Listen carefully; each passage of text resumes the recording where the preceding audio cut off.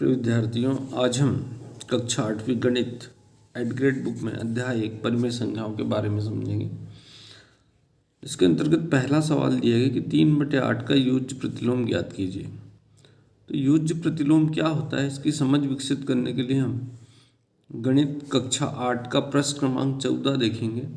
तो 14 पृष्ठ पर इसके बारे में कुछ जानकारी दी गई है और यह हमको देखना है, क्योंकि अगर हम पुस्तक से पढ़ेंगे तो हमको वो समझ विकसित होगी और वो ज़्यादा स्थायी हम सीख पाएंगे। तो यहाँ अगर हम पृष्ठ क्रमांक 14 पर देखें तो यहाँ एक संख्या दी गई है कि 7/19 का युज्य प्रतिलोम ऋण 7/19 है। क्यों?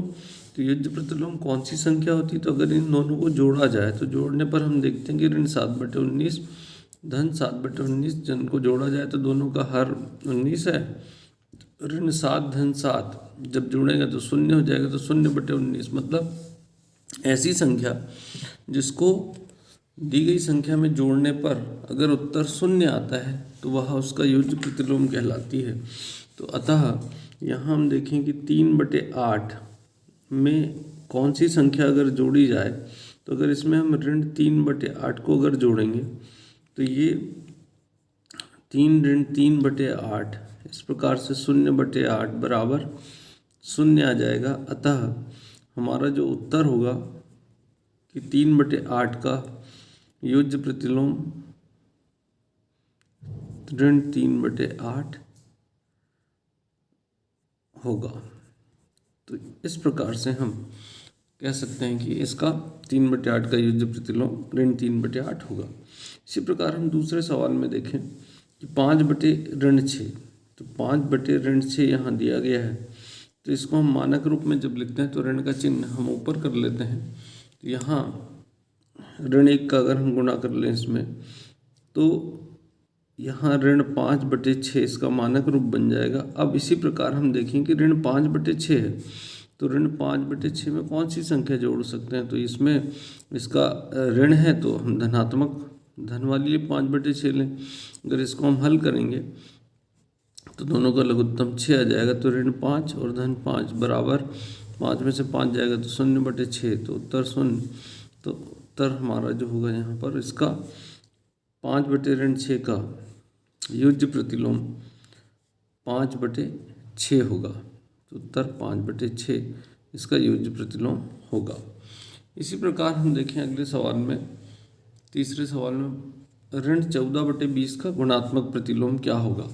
तो गुणात्मक प्रतिलोम अगर हम पृष्ठ क्रमांक 13 पर देखें तो गुणात्मक प्रतिलोम के बारे में अवधारणा स्पष्ट करने के लिए अगर हम यहाँ गणित की पुस्तक में देखें तो इस पुस्तक में पृष्ठ क्रमांक 13 पर ये दिया गया है कि एक परिमेय संख्या C/D, एक परिमेय संख्या C/D और दूसरी शून्येतर मतलब शून्य से बड़ी A/B का व्युत्क्रम अथवा गुणात्मक प्रतिलोम कहलाती है यदि A/B गुणित C/D बराबर 1 हो। मतलब कोई ऐसी संख्या जिसका दी गई संख्या में गुणा करने पर अगर गुणनफल 1 आता है तो वह संख्या उसका गुणात्मक प्रतिलोम कहलाएगी। तो यहाँ अगर हम देखें तो ऋण 14/20, तो ऋण 14/20 में कौन सी ऐसी संख्या हो सकती है जिसका गुणा करने पर 1 आ सकता है? तो अगर हम देखें तो इसी का उल्टा हमको कर देना है, जो हर है उसको अंश और अंश को हर बना लें। तो यहाँ अगर हम 20/ऋण 14 कर दें तो यहाँ 20 से 20 कट जाएगा, ऋण 14 से ऋण 14 कट जाएगा, गुणा करने पर गुणनफल इनका 1 आएगा। तो अतः हमारा जो उत्तर होगा कि ऋण 14/20 का गुणात्मक प्रतिलोम क्या होगी, तो वह ऋण 20/14। अब ऋण चिन्ह को अगर हम चाहो तो नीचे भी लिख सकते हैं तो होगा। तो यह संख्या इसकी गुणात्मक प्रतिलोम होगी। इसी प्रकार अगला सवाल हम देखें कि ऋण 1 सही 1/18 का प्रतिलोम, तो गुणात्मक प्रतिलोम हमको ज्ञात करना है। तो यह भी इसी आधार पर है। तो ऋण 1 1/18, अगर इसको हम मिश्र भिन्न में है, इसका गुणनफल अगर इसको उचित भिन्न में बदलेंगे तो 18 कम 18 और उसमें 1 जुड़ेगा तो 19। तो ऋण 19/18। तो इसमें हम देखें कि कौन सी संख्या का गुणा करने पर 1 आ सकता है। तो यदि हम अतः अगर हम इसमें ऋण 19/18 में अगर 18/-19 का गुणा कर दें तो ऐसी स्थिति में ये इससे कट जाएगा, ये इससे कट गया तो बराबर 1 आ जाएगा। तो हमारा जो यहाँ इस संख्या का गुणात्मक प्रतिलोम जो है वह क्या हो जाएगा, 18/-19, यह इसका गुणात्मक प्रतिलोम हो जाएगा। इसी क्रम में हम अगला सवाल देखें प्रश्न क्रमांक 3 में कि 4/5 को ऋण 7/8 के व्युत्क्रम से गुणा कीजिए। तो व्युत्क्रम हमने देखा था कि व्युत्क्रम या गुणात्मक प्रतिलोम एक ही होता है। तो हम 4/5 में हमको, तो यहाँ 4/5 में ऋण 7/8 का व्युत्क्रम मतलब 8/7 हो जाएगा। तो यहाँ अगर गुणा करेंगे हम तो 4 8 32 और 5 का 7 बार 5 7 35 और ऋण का चिन्ह आएगा। तो इसका जो उचित रूप होगा ऋण 32/35 ही इसका गुणनफल होगा और यही इसका उत्तर होगा। अब हम अगले सवाल में देखें, यहाँ पर प्रश्न इसका जो बी वाला है कि ज्ञात कीजिए 3/2 गुणित 2/7 ऋण 1/14 ऋण 3/4 गुणित 5/3। तो इसको हमें हल करना है। तो यहाँ हम सबसे पहले 3/2 में गुणा करना है हमको 2/7 का। तो यहाँ पर हम देखें कि 3 में ऊपर 2 का गुणा हो जाएगा और नीचे 7 का गुणा हो जाएगा। ऋण 1/14 ऋण यहाँ 3 के साथ 5 का गुणा हो जाएगा और 4 के साथ 3 का। तो अब यहाँ देख रहे हैं अगर हम आसानी से कोई संख्या सरल हो सकती है तो ये संख्या 3 से 3 कट सकता है। यहाँ कोई संख्या ऊपर 2 से ये 2 कट सकता है। तो अब ये बचेगा, यहाँ पर बचा 3 और 7। तो ये ऋण का चिन्ह नीचे तो इसको हम ऊपर लिख देंगे। तो ऋण 3/7 ऋण 1/14 ऋण यहाँ पर 5/4। अब हम देखेंगे 7, 14 और 4 इनका लघुत्तम समापवर्त कौन सी संख्या हो सकती है। तो इनका लघुत्तम समापवर्त अगर हम निकालें तो इसका लघुत्तम समापवर्त निकालने के लिए यदि हम 7, 14 और 4 का लघुत्तम समापवर्त निकालेंगे तो पहले 2 का भाग देंगे। तो 2 से 7 में नहीं जाएगा तो वैसे ही रहेगा, 2 7 14 और 2 दूनी 4। फिर हम देखें 2 का फिर जा सकता है यहाँ, फिर 7 बचेगा, फिर 7 में 7 का चला जाएगा, 1 1 और 1 सब में अंत में 1 आ गया। तो लघुत्तम समापवर्त जो होगा 7 गुणित 2 गुणित 2 तो 7 दूनी 14 दूनी 28। तो हम देख रहे हैं कि लघुत्तम समापवर्त 28 आ रहा है।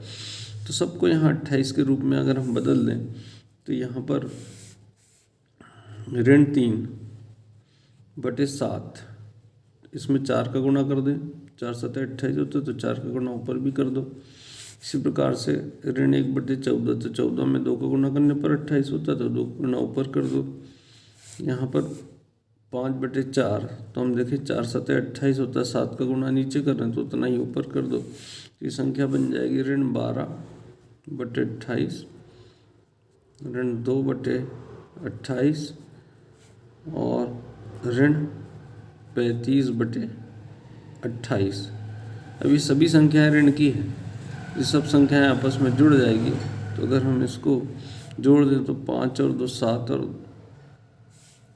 2 9 तो ये 9 हो गया, 3 और 1 4। तो ये ऋण 49/28। तो इसका उत्तर ऋण 49/28 हो जाएगा, यही इसका उत्तर होगा।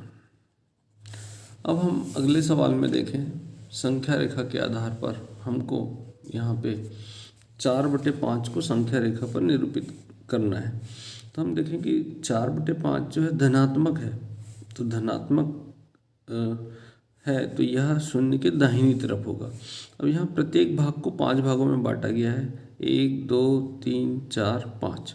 तो ये 5 भागों में बटे हैं, तो पहला भाग जो होगा 0 से 1 के बीच में, अगर इसको हम कहें तो ये होगा कि 1/5, ये कहलाएगा 2/5, ये 3/5 और ये कहलाएगा 4/5। तो यहाँ ये जो भाग है ये 4/5 को दर्शाता है। 0 से 1 के बीच में 5 बराबर भाग किए, उसमें से 4 भाग लेने पर यह 4/5 को दर्शाता है, अर्थात यह बिंदु जो होगा यह 4/5 को दर्शाएगा। इसी प्रकार हम देखें दूसरे सवाल में, यहाँ ऋण 6/4 है, तो यहाँ संख्या ऋणात्मक है और प्रत्येक भाग को 4 बराबर भागों में बांटा गया है। तो यहाँ अगर हम देखें तो 4, तो इसमें अगर हम यहाँ से 0 से ऋण की ओर अगर गिनते हैं तो ये ऋण 1 2 ऋण 2 ऋण 3 ऋण 4, मतलब 4/4 मतलब ऋण 1 हो जाएगा। फिर ये 5 तो ऋण 5 और ये ऋण 6। तो यहाँ से अगर हम यहाँ पर आए तो ये जो भाग होगा ये ऋण 6/4 कहलाएगा। तो यहाँ पर ये जो बिंदु है ये ऋण 6/4 को दर्शाएगा। अगले सवाल में हम यहाँ जाते हैं कि इसमें बीच की परिमेय संख्याएं हमको ज्ञात करना है। तो हम गणित की पुस्तक में अगर पेज क्रमांक 19 और 20 पर अगर हम देखें, हमें ऋण 5/6 और 7/8 के बीच में 5 परिमेय संख्या ज्ञात करना है। तो इस प्रकार के सवालों को हल करने के लिए अगर हम पृष्ठ क्रमांक 19 और 20 पर देखें तो उस पृष्ठ के अनुसार जिन संख्याओं के बीच में हमको परिमेय संख्या ज्ञात करना होता है उसके हर को पहले हम समान कर लेते हैं। तो यहाँ पर ऋण 5/6 और 7/8 इन दोनों के हर को समान करना है। तो ऐसी कौन सी संख्या हो सकती है जिसका इसमें ऊपर नीचे गुणा करने पर ये दोनों के हर समान हो जाए। तो यहाँ अगर हम ऋण 5/6, तो 6 और 8 का लघुत्तम समापवर्त अगर हम निकाल लें तो कौन सी संख्या हो सकती है। तो 2 से देखा जाए, 2 3 6, 2 चौके 8, फिर 2 से 2 बार, फिर 2 से एक बार और भाग चला जाएगा और फिर 3 से एक बार। तो ये 3 सब में आ गए, 3 दूनी 6 दूनी 12 दूनी 24। तो हम देखें कि 24 दोनों का लघुत्तम समापवर्त है। तो हम 6 में कितना गुणा करना पड़ेगा, 6 चौके 24 होता है, 4 का गुणा कर दें ऊपर भी और नीचे भी। इसी प्रकार 7/8 में तो 8 3 24 होता है, तो 3 का गुणा ऊपर नीचे दोनों में कर दिया। तो अब ये जो भिन्न है ये परिमेय संख्याएं किस रूप में बन जाएगी, ऋण 20/24 और 21/24। अब हम देखें 21 से ऋण 20 से लेकर 21 के बीच में हमको कोई भी 5 परिमेय संख्या चाहिए। तो हम ऋण 20 से बड़ी ऋण 19/24, ऋण 18/24, ऋण 17/24, ऋण 16/24, ऋण 15/24। इस प्रकार से अगर हम बढ़ते जाएंगे तो हम 21 तक धनात्मक बहुत सारी संख्याएं जो लिख सकते हैं। तो कोई भी हम 5 संख्याएं इनके बीच में लिख लें, यही हमारा इसमें उत्तर होगा। तो इस प्रकार हम देखें कि पहले हर को हमको समान करना पड़ता है। इसी क्रम में हम अगले सवाल में देखें तो यहाँ पर जो सवाल दिया गया है कि 22/5 मीटर लंबी रस्सी में से 2/5 मीटर के कितने टुकड़े कटेंगे, यह ज्ञात करना है। तो इसके लिए पृष्ठ क्रमांक 9 पर हमको दिया गया है। तो यहाँ हम देखें कि जब लकड़ी को यहाँ रस्सी को 22/5 मीटर लंबी रस्सी को हम 2/5 मीटर के छोटे टुकड़ों के रूप में बांट रहे हैं, तो मतलब यहाँ भाग देने की क्रिया हो रही। तो पेज क्रमांक 9 पर भाग किस प्रकार से दिया जाता है परिमेय संख्या में दर्शाया गया है। तो यहाँ हमें ज्ञात करना है कि कितने टुकड़े बनेंगे। तो हम यहाँ पर 22/5 भागित 2/5 इसका भाग देंगे तो एक टुकड़े की लंबाई ये है। तो जब भाग देते हैं तो भाग देने पर दूसरी संख्या के को हम पलट देते हैं और भाग की जगह गुणा का चिन्ह लगा लेते हैं। तो 22/5 गुणित 5/2 हो जाएगा। अब यहाँ अगर सरल करना चाहें हम तो ये सरल हो सकता है, 2 एकम 2, 2 से 11 बार भाग चला जाएगा, 5 से 5 कट गया एक बार, तो यहाँ पर बचा 11। तो अर्थात उत्तर की कितने टुकड़े कटेंगे, तो उत्तर हो जाएगा 11 टुकड़े उससे काटे जा सकते हैं। हम प्रश्न क्रमांक 8 को देखें। प्रश्न क्रमांक 8 में 2/5 गुणित ऋण 3/7 ऋण 1/14 ऋण 3/7 गुणित 3/5 को हल करना है। तो यहाँ अगर हम जो परिमेय संख्याओं के गुणन के जो नियम होते हैं, तो उन नियमों के आधार पर अगर हम देखें तो यहाँ कोई ये संख्या ऋण 3/7 3/7 दोनों में एक जैसी दिखाई दे रही। तो हम समान संख्याओं को अगर हम पास में लिख लें तो ये ऋण 3/7 को हमने यहाँ पर लिख लिया और गुणित 3/5, हम इनका संख्याओं को आगे पीछे कर रहे हैं, मतलब क्रम विनिमयता का उपयोग कर रहे हैं। अब हम देखेंगे जो समान संख्या है, तो ये ऋण 3/7 यहाँ पर भी और यहाँ पर भी, तो दोनों में से अगर हम ऋण 3/7 को बाहर उभयनिष्ठ ले लें तो वितरण नियम का उल्टा हम अगर करते हैं तो ऋण 3/7 को अगर हमने बाहर ले लिया तो यहाँ कोष्टक के अंदर बचेगा 2/5 और ऋण भी बाहर आ गया है, तो धन 3/5 और ऋण 1/14 ऋण 1/14। तो अब यदि हम देखें तो ये अंदर दोनों संख्याओं के हर समान है, तो जब हर समान होते हैं तो ऊपर वाली संख्या आसानी से जुड़ जाती है। तो यहाँ पर ऋण 3/7 और ये 5 आ जाएगा नीचे, ऊपर आ जाएगा 2 धन 3 ऋण 1/14। इसको 2 और 3 5 हो जाएगा, तो यहाँ पर ऋण 3/7 गुणित 1 ऋण 1/14। तो इस प्रकार हम देखें तो 1 का गुणा अगर इसमें करते हैं तो कोई अंतर नहीं आता। तो यहाँ पर ऋण 3/7 ऋण 1/14 ये बचेगा। अब यहाँ जब दोनों संख्याएं ऋणात्मक है, इनको अगर जोड़ना है तो पहले हर को समान करना पड़ेगा।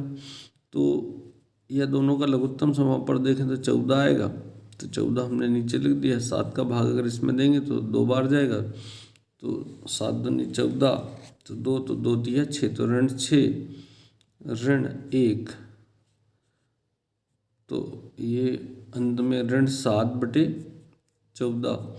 और अगर इसको हम हल कर लें तो 7 से 7 एकम 7, 7 दूनी 14, तो अंत में उत्तर ऋण 1/2 इसका उत्तर हो जाएगा। उत्तर बराबर ऋण 1/2। तो इस प्रकार से इसका हल ऋण 1/2 होगा। अब हम प्रश्न क्रमांक 9 में देखें कि ऋण 2 से बड़ी 5 परिमेय संख्याएं ज्ञात कीजिए। तो ऋण 2 से बड़ी 5 परिमेय संख्या अगर हमको ज्ञात करना है, प्रश्न क्रमांक 9 में हमें ऋण 2 से बड़ी 5 परिमेय संख्या ज्ञात करना है। तो हम इसको संख्या रेखा का उपयोग न करके सीधे देखें कि ऋण 2 से बड़ी, हम देखा है तो ऋण 2 से बड़ी होती है ऋण 1, तो ये दोनों संख्याएं। तो अब हमको ऋण 2 से बड़ी 5 चाहिए, तो अगर हम बटे में 1 लिख दें तो ये अब ये परिमेय संख्या बन गई। अब दोनों के बीच में हमको 5 परिमेय संख्या चाहिए, तो हम यहाँ पर क्या कर लें, 10/10 का गुणा कर दें। जितने भी चाहिए उतने का भी कर सकते हैं, या उससे 10/10 का अगर हम गुणा कर दें तो इस स्थिति में ये संख्या क्या बन जाएगी, और ये बन गया ऋण 20/10 और ऋण 10/10। अब यहाँ हम ऋण 20 से लेकर ऋण 10 के बीच में जो संख्याएं लिखेंगे वो सभी ऋण 2 से बड़ी 5 परिमेय संख्या बन जाएगी। तो हमारा जो उत्तर हो जाएगा कि ऋण 19 बटे, उत्तर में हम यहाँ पर ले सकते हैं ऋण 19/10, ऋण 18/10, ऋण 17/10, ऋण 16/10 और ऋण 15/10। अब हमको सिर्फ 5 चाहिए, इसलिए हमने 5 लिख दी, और ज़्यादा भी संख्या चाहिए तो हम इस प्रकार आसानी से गुणा कर कर ऊपर नीचे हर को समान करके गुणा करके और संख्याएं हम ज्ञात कर सकते हैं। इसी प्रकार 3 से छोटी 5 परिमेय संख्याएं ज्ञात करना है, तो 3 से छोटी 5 परिमेय संख्या ज्ञात करने के लिए हम 3 से छोटी संख्या अगर देखा जाए तो 2, तो 3 से छोटा 2 होता है, तो हम इसमें इसको भिन्न के रूप परिमेय संख्या के रूप में जब लिखेंगे तो 2/1 और 3/1 लिख देंगे। अब इनके बीच में 5 हमको संख्याएं चाहिए, तो हम क्या कर लें, इसमें 10/10 का गुणा कर दें ऊपर नीचे, तो 10 का गुणा ऊपर इसमें भी कर दिया और 10 का गुणा इसमें नीचे कर दिया।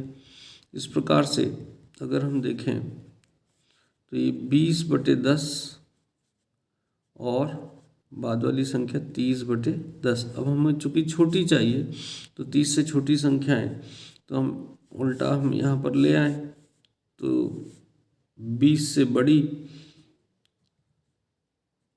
और 30 से छोटी, तो कोई भी 5 संख्या अगर हम इसमें लिख दें तो 21/10, 22/10, 23/10, 24/10, 25/10, यही हमारे उत्तर हो जाएंगे। ये जो परिमेय संख्या 3 से छोटी है, तो 21/10, 22/10, 23/10, 24/10 और 25/10, तो ये परिमेय संख्याएं हो जाएगी। इस प्रकार हमने अध्याय 1 के सवालों को हल किया और साथ में सभी विद्यार्थी पुस्तक में जो दिया गया है पृष्ठ क्रमांक उसको जरूर पढ़ें, क्योंकि उसको पढ़ने से ही आप लोगों की समझ अच्छी होगी।